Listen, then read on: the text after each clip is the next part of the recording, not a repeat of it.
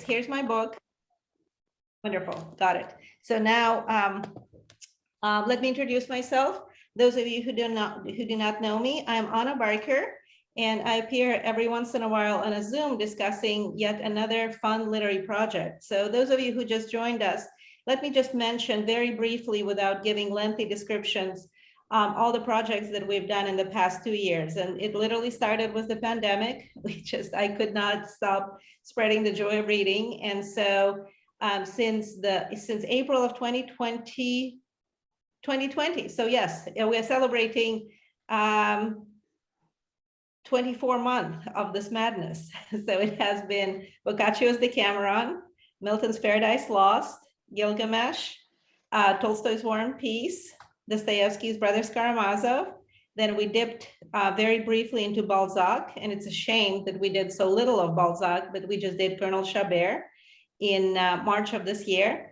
And now we are on a mad rush to finish like 5 French books in 1 year. It has never been attempted before. And as I mentioned on my Colonel Chabert Zoom, I demand the Legion of Honor for this project. Nothing less will do.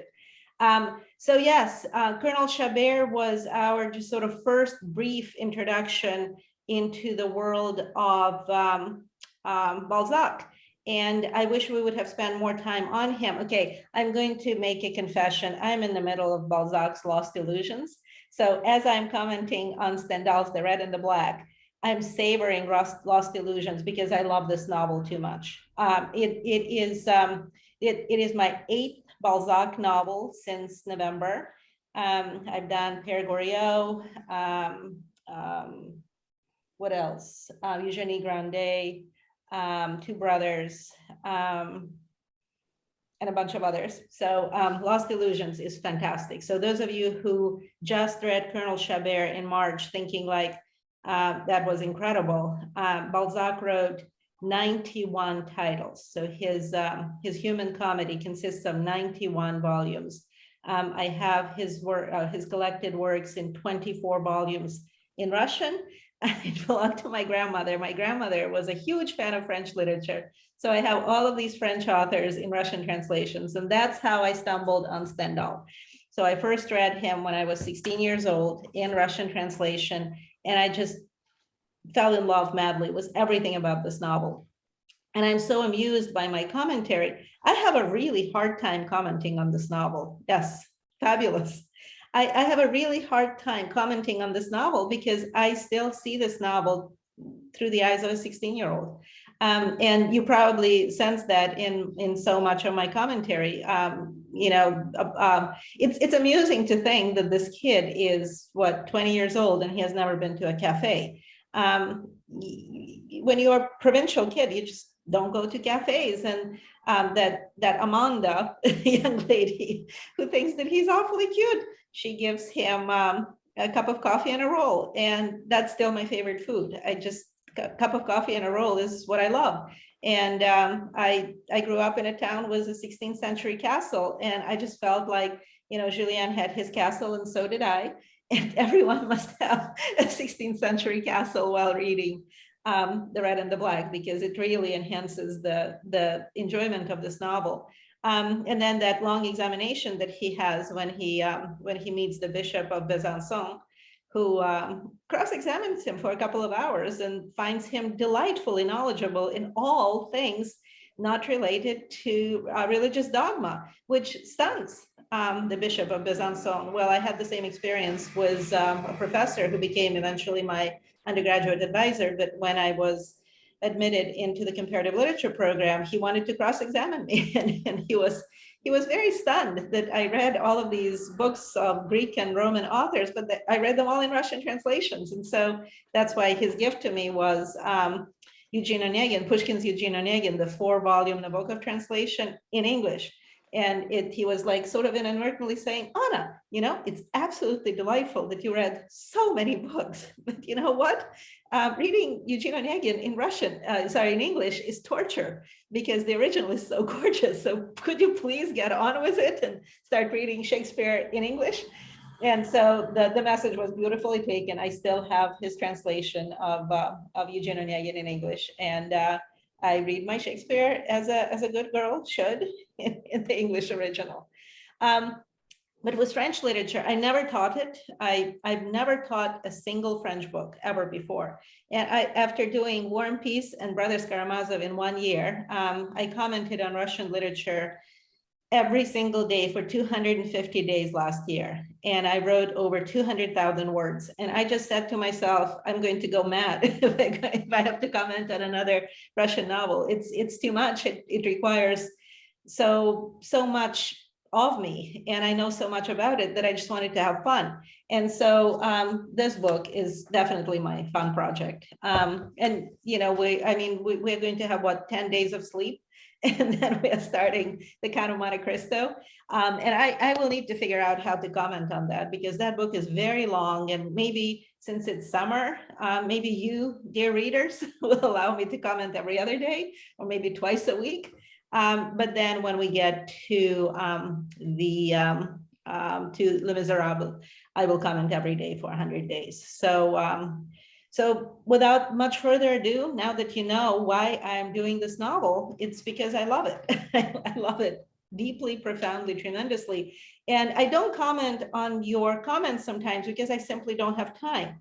I'm taking the semester off, and it's amazing. I'm not teaching the semester and I'm busier than when I'm teaching 3 classes and taking care of kids and running around. So I have no idea what my time is spent on this semester, but I'm thrilled that this intellectual project engages my mind, because otherwise I would just become fat and happy and lie on the sofa and stare at the ceiling and do absolutely nothing. So thank you for reading my my goofy thoughts on Julian Sorel.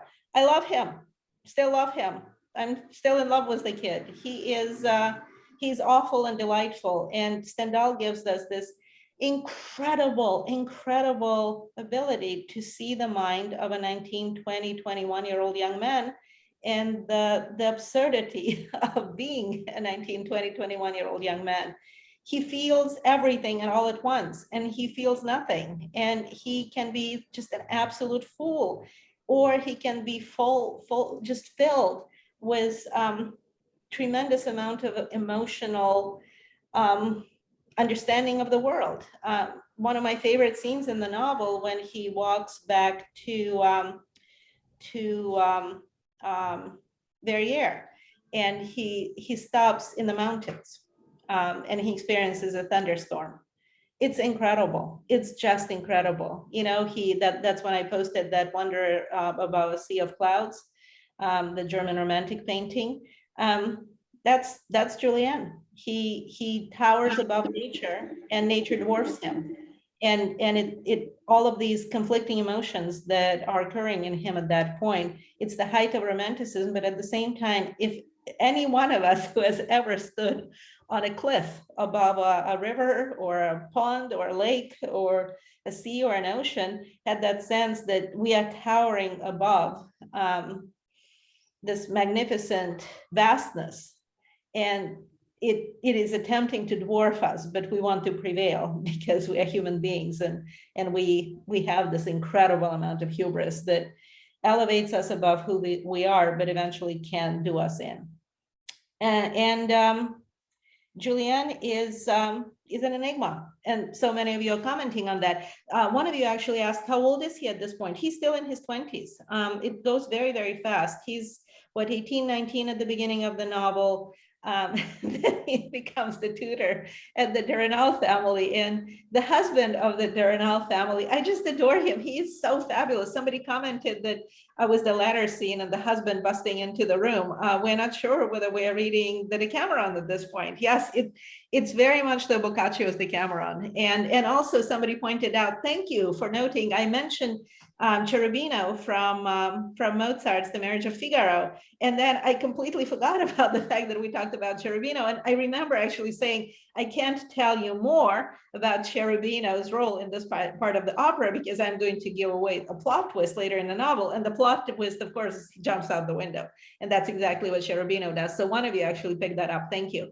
So Julien is in his 20s, and I'm not going to touch on novel 2 at all, but it's remarkable to what extent this experience of a provincial young man in Paris is so gorgeously described by Stendhal. And it's just something that many French authors do. They send a provincial young man into Paris and to let him, sink or rise. One of the most famous characters who goes into Paris in search of glory is, of course, D'Artagnan in the Three Musketeers, the young, hot-blooded Gascon who wants to become the king's musketeer. And then a second character, and guilty pleasure, I'm really enjoying Lost Illusions by Balzac, but the young poet who ends up in Paris. And I'm not going to say anything else about the novel. I'll just say that there's a poet in the book who ends up in Paris, and I shall say no more because you have to read that novel sometime. And let me just cover a little bit, perhaps, just say a few words about the politics and what is happening in French history right now. And then I will take questions because I'm so curious to know what you think about Julien. So yeah, Napoleon, right? I can show you my phone, and if you can see it, my phone screensaver is Napoleon crossing the Alps. For a mom of 3 kids, that's just kind of like completely shocking. maybe for Mother's Day next Sunday, I will have to change that to add some aura of respectability. Napoleon was, some people consider him to be a monster who caused the death of 6 million Europeans. And some people consider him a genius who birthed the modern era. Europe before Napoleon was very different, and Napoleon changed the course of European and world history forever. So Julien is a definite Bonapartist at one point, and for many instances in his life, I actually illuminated by the presence of Napoleon. Just one comment from book 2, when he arrives in Paris, his first visit is to Malmaison. And I'm going to comment on that when we'll discuss book 2. It was Josephine's chateau. Napoleon was very happy there. And at the time when the novel takes place, Napoleon is not just out of power, he's dead. So let's just recall a few moments of French history. The French Revolution happens in 1789. Napoleon takes over this mad and decomposing state. In 1800, he becomes the first consul. In 1803, in 1804, he crowns himself emperor. That's my clock tells me so. This is a clock that was made in 1804 because Napoleon became emperor that year. That's how I remember.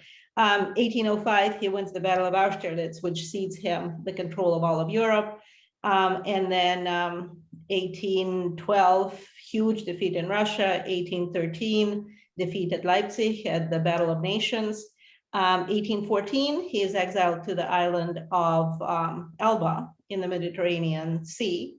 And then he comes back briefly for 100 days. And that time period will be covered this summer when we'll be reading The Count of Monte Cristo.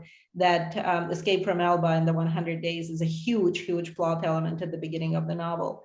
And then comes the defeat at Waterloo, 1815, and then restoration stays. So the first Bourbon restoration starts between Napoleon's abdication at Fontainebleau in 1814, exiled to Elba. Then he comes back for 100 days, and he will.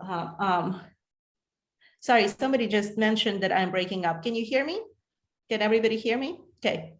Loud and clear? Okay, very good. So yes, Napoleon comes back for 100 days. Then Waterloo happens. That is the 7th coalition war, a 7th coalition war. France had to fight 7 European coalitions between the 1790s and 1815. Congress of Vienna happens in 1814, 1815. And everyone decides that we're done with war. We are going to figure out a way for all of European states to somehow coexist with each other without murdering 6 more million young men. And France enjoys this period of relative prosperity. You can sense this prosperity, right? When we first meet the town of Verrières, people are well off. There's industry happening. There's manufacturing happening.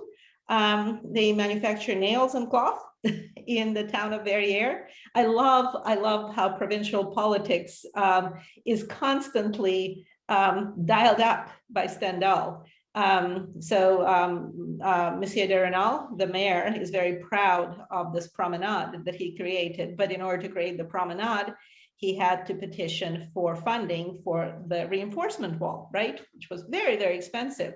So he was on good terms with the Minister of the Interior, and that's where he got the money. So you have to have French connections. And that's one thing that you have to remember. This is one of the things that Napoleon did, which changed France forever. Paris became the center of the universe in France, more so than it was during the time of, let's say, Louis XIV, the Sun King. So Paris was Paris, but all of the provinces were a lot more autonomous. Let's say at the time of Louis XIII, Louis XIV, Louis XV, Louis XVI, then all of a sudden they became after Napoleon. And there are over 80 districts in France.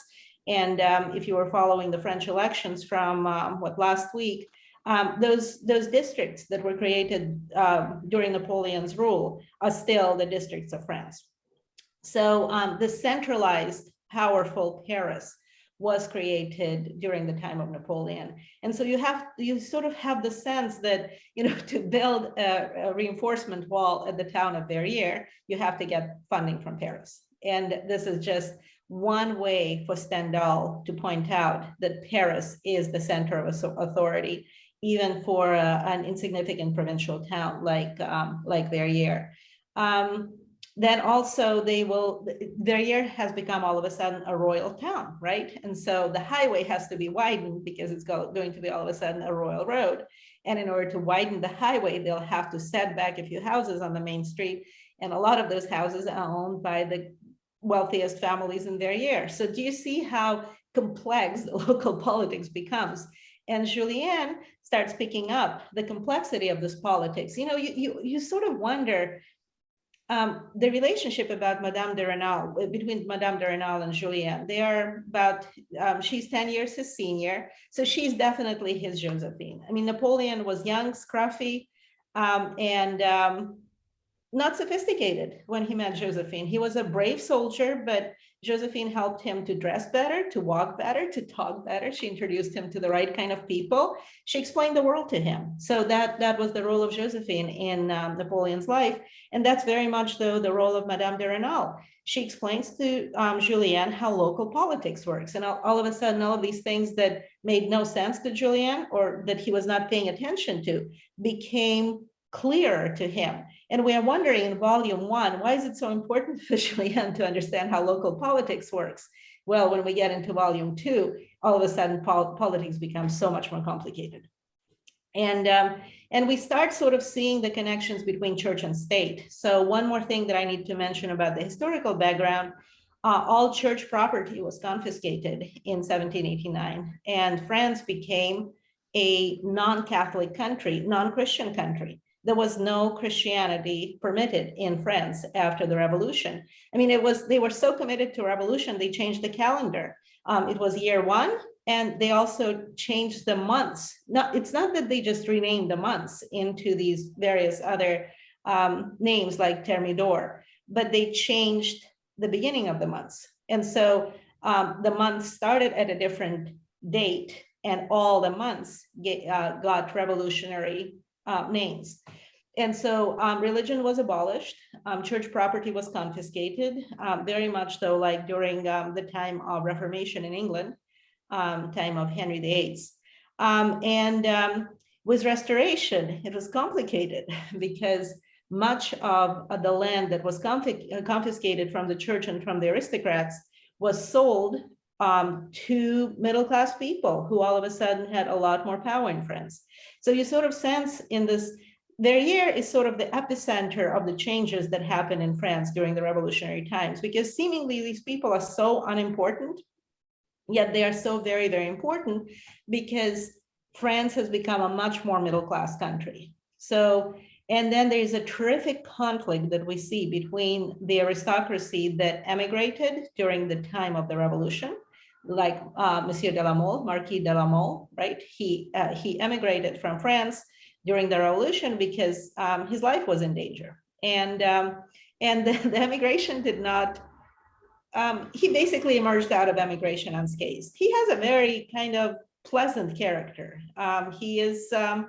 He's not doctrinaire the way other aristocrats would have been. And so he comes back and he doesn't skip a beat. He is very busy and he's very well connected, but we wonder, how is he going to regain his property, right? He is embroiled in all of these lawsuits. And so this just gives us a little more idea about what is happening in France during this time period, right? So the aristocrats who were old school aristocrats, right? And Monsieur de Renal wants to have a tutor for his children who speaks Latin. Why?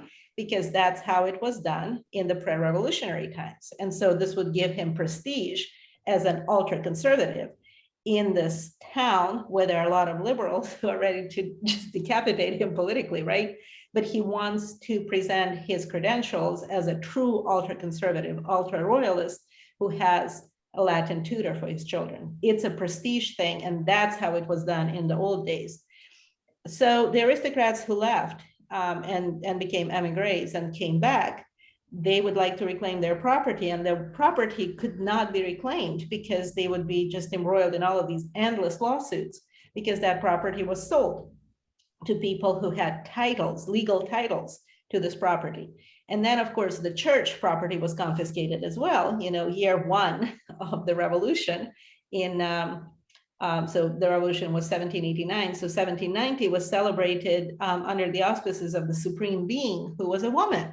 And so all of a sudden, France had to go back to reassessing its own position as a Christian country. And it started during the time of Napoleon. I think I mentioned in one of my historical notes the concordat that Napoleon signed between church and state in 1801, which was the governing document of the relationship between church and state in France, all the way till just before World War I. So definitely monumental change occurred. And this concordat that Napoleon signed in 1801 gave church back its ability to be a Christian institution in France, and it was the Catholic Church, but the church did not gain back its properties. So bishops are now appointed. It's a state position. The salary of a bishop is paid by the state. All the priests, parish priests, are paid by the state, like Abbe Chalon. And so do you see how state power and church power are constantly in this realignment, trying to figure out where one ends and where the other begins? Because in the 1820s, this complex renegotiation of church position was occurring with the restoration of the Bourbon, who were much, much more conservative. And so Monsieur de Renal is the utmost representation of the people who came to power, back to power during the time of the Restoration. Church is regaining its power, so Julien ends up not in red, but he ends up in black. And it's fascinating how often we find out that he's wearing black. And now that he's in Paris in Volume 2, he's wearing extremely elegant, but very black clothes. Red would have been the red of the military. And he just, do you remember there was a conversation in Volume 1 between two workers, and they said, oh, our kind, we used to be able to succeed. We used to be able to go into the military and rise to a higher level than our station in life right now. But that was during the previous one. And it's a reference to Bonaparte. I mean, you can't say the name of Bonaparte because it's just the total no-no. He was the odd man out. He was the awkward period in French history. And so now during the Bourbon Restoration, we are back to the same people, the same royal family who ruled France before the revolution. Because Louis XVIII and Charles X, and the entire novel takes place during the reign of Charles X. They are both brothers of the beheaded King Louis XVI. So the Louis XVI, remember, he had a son who died in jail. he was Louis the 17th, and they gave him the honorary title of Louis the 17th, even though he never ruled France and he was never crowned. He was the boy who died in jail. And so Louis the 16th's two younger brothers become Louis the 18th, skipping 17 as an honorary title for the kid who died. And then Charles the 10th, who is another brother of Louis the 16th, a younger brother. Very conservative country, right? Church is powerful. Church presence is felt everywhere. And Julien, who's a very ambitious young man, feels that the only way for him to succeed in this world is to enter the church. Do you remember he meets that very young bishop who practices how to give benedictions while he's standing in front of a mirror? I just love that image. And he's upset because his headdress was packed badly and it becomes crumpled. And so Julien is able to assist him when he's still in Verrières. And he is in awe of this young man. He's just a little bit older than Julien, but he is a bishop in the south of France. And Julien sees this worldly gesture that this young man is practicing. He's practicing doing the benediction, but he's practicing it in front of the mirror when he's away from the crowd, because he wants to see what he looks like when he's doing this thing that is so new to him. He's a young man who has been promoted to a very high station in life. And Julien admires that. It's sort of, that's the deciding factor. Of course, the fact that he's sleeping with the wife of the mayor and his confessor, Abbé Chaland, just basically tells him, you know what, kiddo? Like you're making too many mistakes in life and you're too young to make so many mistakes, and they're not going to be forgiven. So off to the seminary with you. So on the one hand, that's the only option for Julien. He has no money, he has no connections, the army is dead.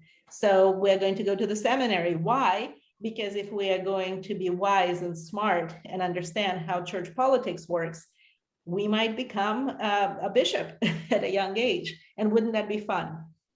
But Julien is too worldly.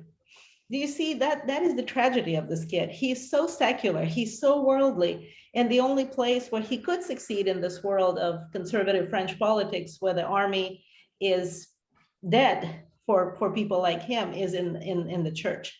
And yet he can't succeed in the church because he reads too much Horace and too much Virgil. And he's foolish enough to show off his knowledge of Horace and Virgil at his Latin examination in the seminary.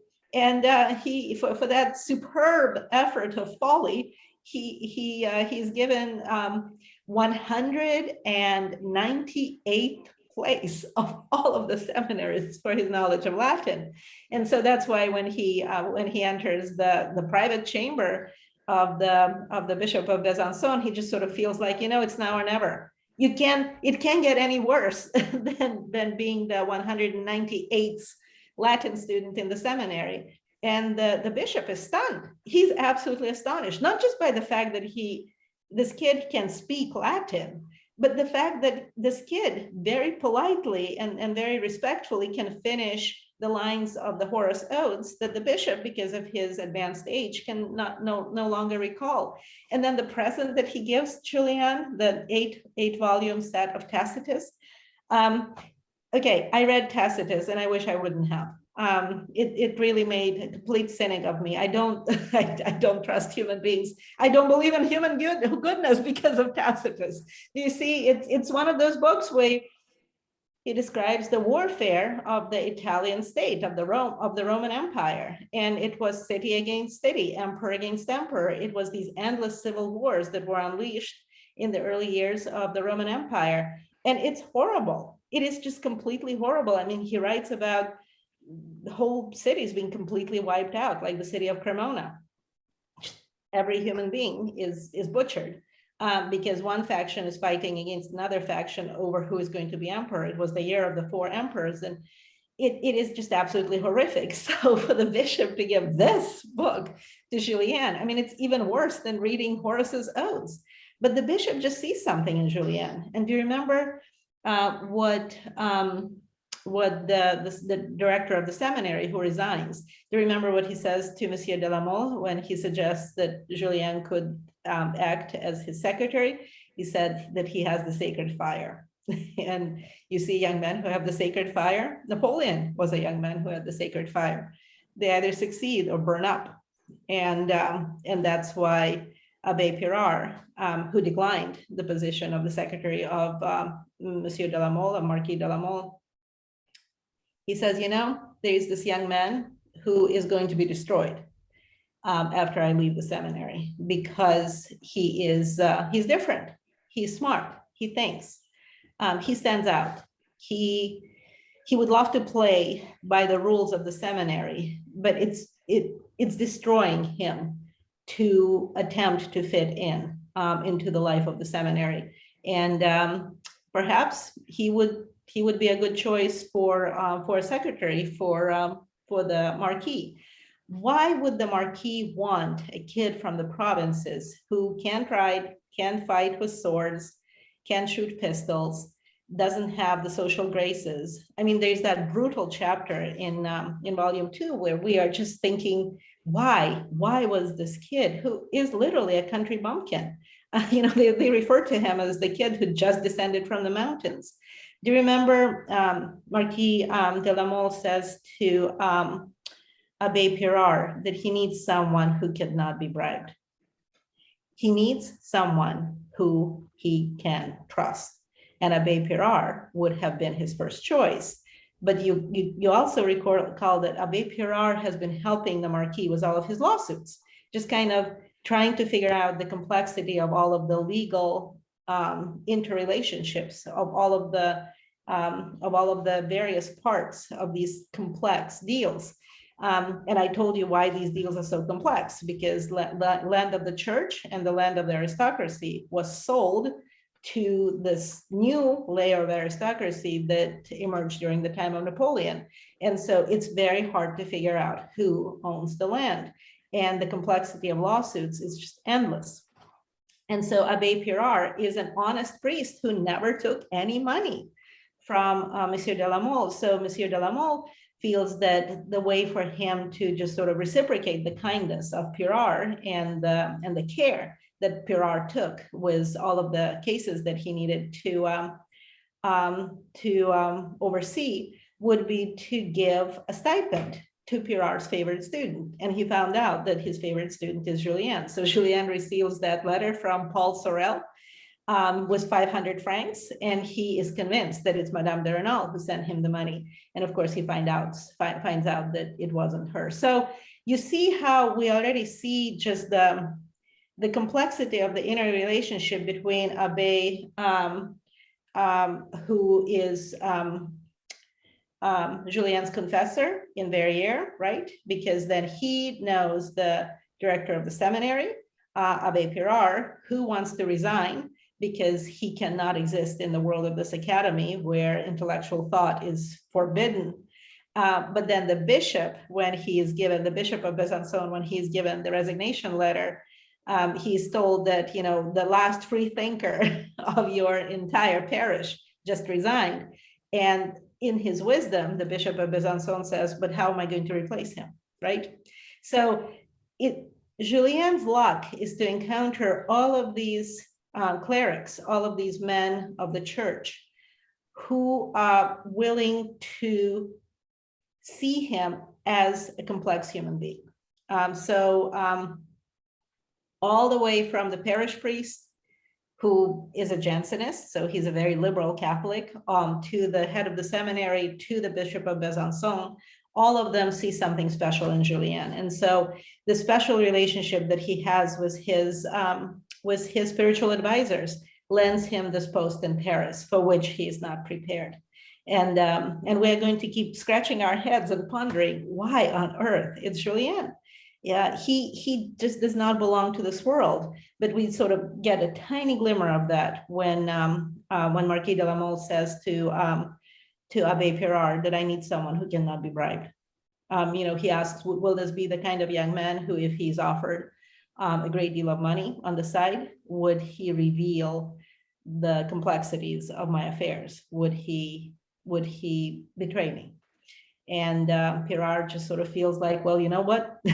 I can vouchsafe for Julien at this point, but it will be up to him to prove himself worthy. So that's just about all that I wanted to say about volume one. And do you have any questions? I would love to just sort of ask everyone what they think of this character of Julien. And while you're thinking of questions, yes, we find him completely infuriating at the beginning of the novel. But those of you who've ever had an extended conversation or an extended experience with 18, 19, 20-year-old young men, I'm astonished how absolutely profoundly, deeply, psychologically complex this portrait is. Stendhal really nails it. They want everything and nothing. They are all over the place in their emotions. And one day they are completely offended by something, and the next day they feel that that offense was an acceptable rebuke. The love of a woman like Madame de Renal is a gift, because they are just absolutely stunned that someone so aristocratic, so beautiful, so worldly. Remember, her clothes come from Paris, and remember, she gets those very attractive little Parisian slippers, and she tortures her seamstress to make sure that that dress that would work absolutely splendid with those slippers is ready for the next moment when Julien sees her. And he plays the game very well with her. And do you remember, I mean, he's clueless about love. He knows nothing. He read the Old Testament, okay? So that's his big source of information about relationship between men and women. Plus also, do you remember the lumber merchant Fouquet, his good friend? He tells him, we wonder about Fouquet. You know, he could have gotten married, but he's not married, and he's kind of bitter about women. So he must have told Julien a thing or two about his unsuccessful relationships with women. So that's all that Julien knows about women. And beyond that, he doesn't read any novels. Remember when we are told that if Julien and Madame de Renal would have been novel readers, right? Or if they would have gone to the Opera Comique in Paris, and they would have understood their roles, right? So she's the married woman and he's the young lover, and this is how they are supposed to interact with each other. But they don't read any novels. And so, and Stendhal tells us the most beautiful phrase. And because they didn't read any novels and lived in the countryside, their relationship unfolded slowly and naturally. And thank God for that. And so we really get to enjoy this very slow and natural unfolding of the relationship. You know, when he kisses her hand upon first arrival, he's a fool, but at the same time, he's a proud young man. And he's in the presence of this woman, and he appears in his little short jacket. You know, he doesn't even have decent clothes. He's a peasant. And she is this splendid woman, and he feels intimidated by her. And so to get over his complete intimidation of her, he acts like an idiot. And so he becomes cocky and he kisses her hand. And it's just so shocking that he is capable of doing that. And yet we sort of go like, yes. And she's stunned. Remember, after he kisses her hand, the husband, Monsieur de Renal, takes him to get a decent set of clothes. And she just sits in one spot for an hour because she's so stunned. You know, men don't act like that in her circle. And she doesn't know whether she should be offended, but my goodness, he's so cute. And note how you have to understand that Julien is physically extremely gorgeous. He is just this face that makes heads turn. And, you know, he just arrived to Besançon, and that little Amanda in the tavern spots him immediately. You know, a man enters a bar in Besançon, and there is Amanda. And so of all the men who are sitting in that bar, she spots him because he's gorgeous. And so she says, oh, come on, come here, you little peasant. And so she's like, I've come here to study. And, you know, I'm going to the seminary. And Amanda is like, darn, I wish he was going to law school. So you see, she's like, she sees this beautiful young man and she thinks like, this is going to be fun. I suppose it's just a little bit shocking for us to read about how very active women are in their choice of lovers, but that's French literature for you. Women are very, very active in these novels. They are very active players in the field of love. And that's why we read French novels, right? In English novels, you have very passive women. I mean, I'm not going to say anything else, but if you just go by The Mill and the Floss or Middlemarch, it can drive you completely mad. just like this pent up desire for love and desire to be loved in all of these English heroines is infuriating, or Wuthering Heights, or Jane Eyre. At some point, you can't stand it anymore because they are so unfulfilled. But that does not happen in French literature or in the Decameron. Women have fun. Women are extremely active, and so women make choices in the world of men. And that's the difference between the literature of Catholic countries and Protestant countries. Catholic women go after the men, and they play the field. And Madame de Renal never sinned because she's a very pious, very conservative Catholic. But when opportunity knocks on her door, she's very receptive. She's just stunned. And I love the fact that when they first have their lovely encounter, she says to Julien, "But I'm so old." And Julien just can't believe his luck because she's so beautiful. So that relationship is just lovely. And do you remember when I just put a picture of a letter I specially searched for a French orchard letter, and I found an image online, and I posted that because that was one of the first things that I remembered when I read this novel for the first time when I was 16, that there was a scene with a ladder, and it's just so thrilling. So there you have it. John, do you have any questions that anybody has typed up? Or do you have any questions? We have one. And so this is a note, if folks want to put that into the chat, I would be happy to be your proxy and read those to Anna so we can keep track of everything. The first one is from Gordon, who asked, what was Stendhal's standing with the church? Wow, thank you for asking me a question that I can't answer. So I gave you a very short biography of Stendhal, and it's complicated with these writers. I actually, just before this Zoom, I started reading about people like Chateaubriand and Victor Hugo, who are at this point in the late 1820s royalists, but they become liberals later on in their political and literary careers. I do not know anything about Stendhal's position on religion beyond what I mentioned in my short biography of Stendhal. He was sort of this person who was touched by all the events of this time period. Remember, he was sort of an acquisitions director for the army when the army was in Moscow in 1812. He saw Moscow burning in 1812. But he was not in the military. He was just sort of, the all of those people who procure stuff for the military: food, ammunition, clothing. And he managed to escape. He got to Paris, and he found out that the French army was defeated. He did not know about the defeat till the news reached Paris. And then after that, he became a diplomat. And he was the the French consul to Rome. So he was stationed in Civitavecchia, which is the port city closest to Rome. And he was also stationed in Milan. Sorry, not in Milan, in Trieste. And I was in Rome and Trieste recently. And it's amazing. You can see portraits of Stendhal in windows, in bookstores. So they remember him. The Italians remember him. And also the Stendhal syndrome was named after him. It's what happens to us northern people when we arrive to Italy and all of a sudden are stunned by the beauty of everything that we encounter in places like Florence. And so it's the sense of like the increased pulse and palpitation and heart flutters that northern people experience when they encounter Italy.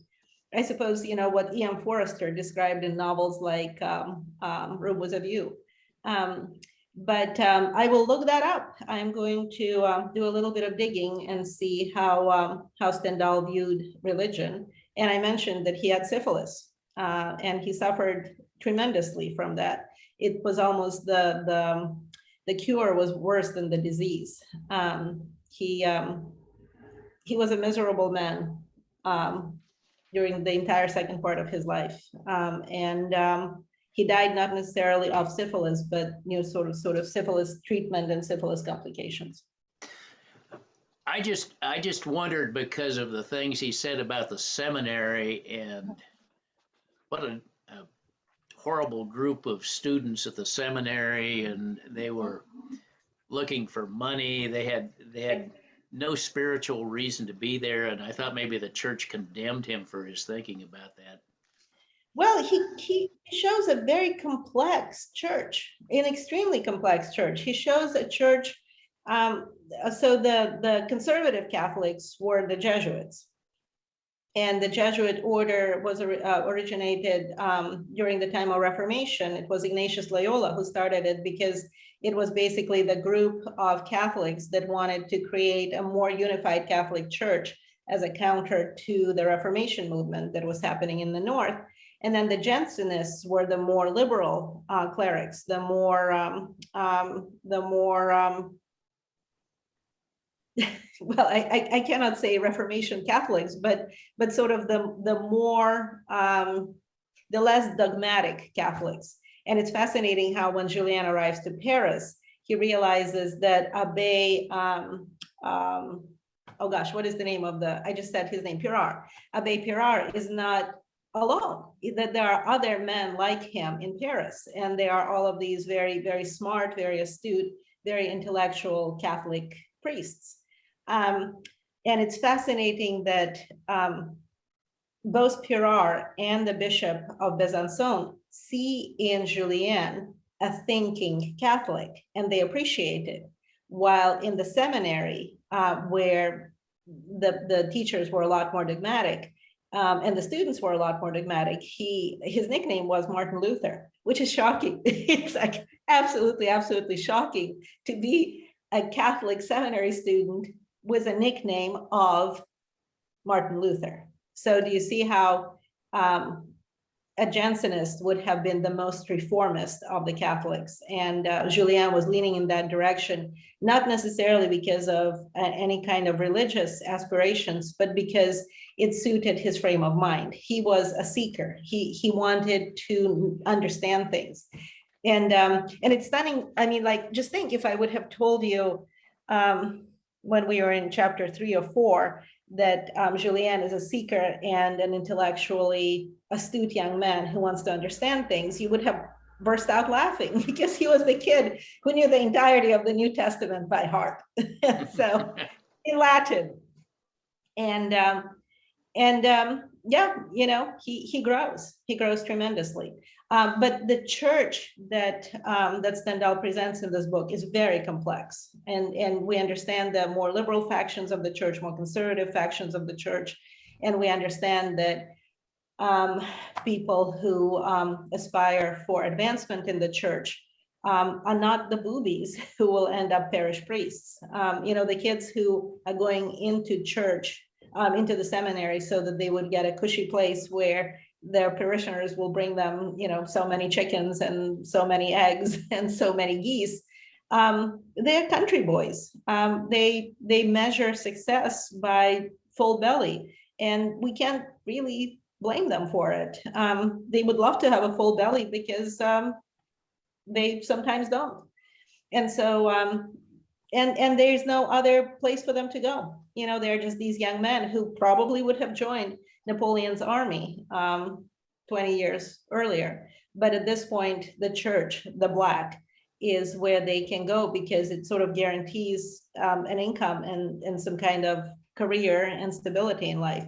And for them, stability means a full stomach. And if they end up in a village parish, their parishioners will appreciate a sturdy, not complex priest who will serve their needs. All right. Okay, no more hard questions. Okay, well, let's see. Mike says, I've been thinking about the theme of split personalities, Jekyll and Hyde, Tony O'Kay, and the like. Do you think Julien Sorel faces a similar struggle, the red versus the black?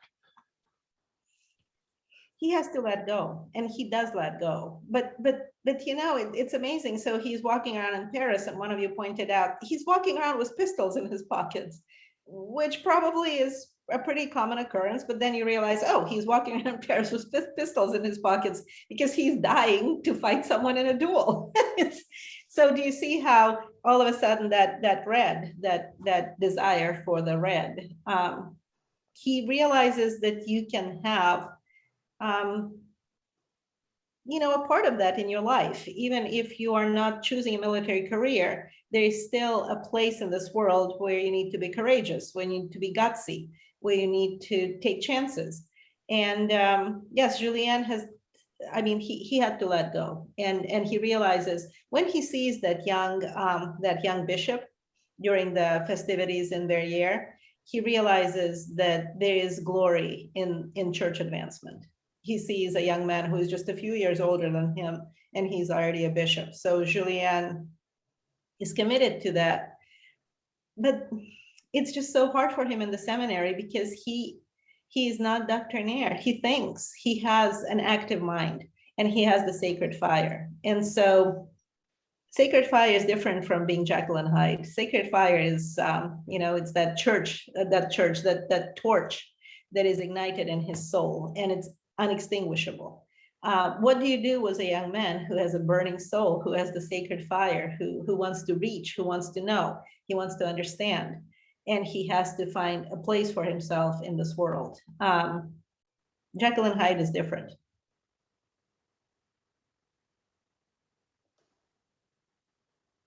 Oh, sorry, I muted myself. Douglas asked if you had any comments on the whole episode of The King's Visit. I'll concur there. That was definitely a compelling scene in the novel. It's funny that Stendhal says it's not the king, it's a king. It doesn't matter which king, a king came to visit. And it's fascinating that they get these royal visits every once in a while, because how do we know that? Because the uniforms have been stored for the honor guard, right? And so Julien was not a part of the honor guard from several years ago when the previous king visited. And he looked the cutest and the best because his epaulettes were shiny because they were brand new. And it's also fascinating that Madame de Renal did not want to order his honor guard suit in Verrières.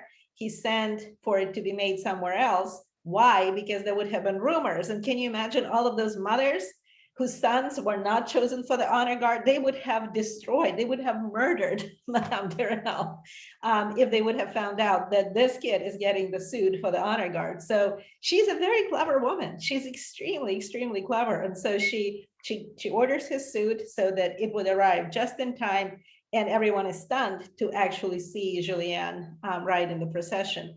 You also realize that the liberals and the conservatives both rushed into Monsieur de Renal's office to beg to be a part of the festivities. So it doesn't matter, like political, when superstar, when a divinity arrives in your provincial town, it doesn't matter whether you're conservative or you're an ultra royalist, you want to be a part of the festivities. And Stendhal also, in a very tongue-in-cheek way, says, and the illuminations that were paid for the liberals were just as bright as the illuminations paid for by the ultra conservatives or the ultra royalists. But it just, Stendhal is having fun with that whole scene. Why? Because it allows him to show so many interactions, so many interrelationships, and he manages to position Julien to always be in the right place. So through all of the machinations of Madame de Renal, he ends up in the midst of the civil procession, right? And, the star of the show. But through the machinations of Abbé Chalan, who is his confessor, he manages to be a part of the religious ceremony. And we get sort of the glimpses of, the humanity of the young bishop who practices benedictions in front of a mirror and fusses over the fact that his hat was not, or his headdress was not packed properly. So the visit of the king was just a fabulous way for us to see more of Verrières and the interaction between all of the various factions, and to give Madame de Renal. Oh, did you notice what she was doing during the entire parade? She was in her carriage, and she would ride to the next street so that she would see Julien walk or ride along the main street, and then she would go in her carriage to the next side street, and she would watch him go through again. I mean, it just gratified her ego because her darling little lover looked so cute. Yeah. But Anna, also, didn't we have the because he was the head of the guard, as it were, in the processions and stuff, that the town people were scandalized and upset, and this was all, well, but again, the notoriety of the one versus the group is, Yes. which replicates right in the seminary, that he's standing out as the individualist kind of thing. That's right. That's right. Yeah. And Julian is just such an exciting character precisely for that reason. He is seeking a place for himself. He is like so many of us. I mean, the reason why he appealed to me when I was 16, you know, I was a teenager reading this, and he was a boy growing up in France during a completely different time period. And I saw so much of myself in him. It's just, you know nothing, and yet you think you know stuff. You get very passionate about things, and it's just, Stendhal nailed what it means to be a teenager. You are clueless, and you are on fire, and you want to prove yourself right, and you want people to notice you, but at the same time you are pathologically shy. And Stendhal managed to just present the whole complexity of what it means to be a teenager, and you don't want to stand out, and yet you want to stand out. And so, you know, and if you stand out, you end up getting place 198 in your Latin exam, because you showed off your knowledge, but you showed up the wrong side of your knowledge. And how can you understand the politics of a situation where you can shine? There's just like, when you are 19, you have such a tiny store of knowledge. It's still, everything is still ahead of you, but you would like to have it shine. But how do you understand the politics of the situation where you can't allow your knowledge to shine, or where you have to just sort of save it for a later day? And so he does allow it to shine, and he gets burned. But then the Bishop of Besançon rewards him with 8 volumes of Tacitus, because he's so impressed with him. And that's just so teenage, right? And thank God that there's a Bishop of Besançon. I hope there is a Bishop of Besançon there for every thinking teenager in this world. Someone who will listen to them despite the goofiness of who they are, and see the spark. And that's why Abbe Pirard is so important in the life of Julien, because he sees the sacred fire, and he knows that this kid needs to self-realize, and he gives him the opportunity to be thrown into a situation where self-realization will be extremely difficult, but extremely gratifying. And that's something that is delightful for people who are in their early 20s. Great. Well, we had one last question, which kind of brings us to the end of our hour here. And it ties back to the conversation about Catholicism. It was from Jody saying, does Napoleon recognize Catholic popes? So what's the relationship between the papacy and Napoleon? Well, Napoleon, so he reconciled the church and the state. He didn't give back church property to the church, but he allowed the Catholic ceremony to return to France. So all the services, all the holidays, all of the life of the church in the life of a family, in the life of an individual, came back in 1801 fully, to never retreat after that. But church property was not given back to property, because it was too valuable for the state to keep all of that property. Napoleon asked the Pope to come to the coronation, and because Napoleon crowned himself emperor, not king. So France has never had an emperor until Napoleon. He just sort of invented it for himself. And he actually had a vote to see if the nation would want him as emperor. So he legitimized himself fully. There was a vote in the country, and they voted for Napoleon to become king. Not king, but an emperor. And so that's why Napoleon felt that getting this incredibly gorgeous ceremony in the Notre Dame was acceptable, because he was not becoming a king. For that, he would have to go to Rouen Cathedral, where all of the kings of France are crowned. Notre Dame has never experienced the crowning of a king. It was a new era. And Napoleon, who was a Corsican who spoke French with an accent, wanted to be crowned in the symbol of Paris, and it's the Notre Dame Cathedral. That's why when it burned down several years ago, it was like a loss of innocence for France. It is the symbol of Paris.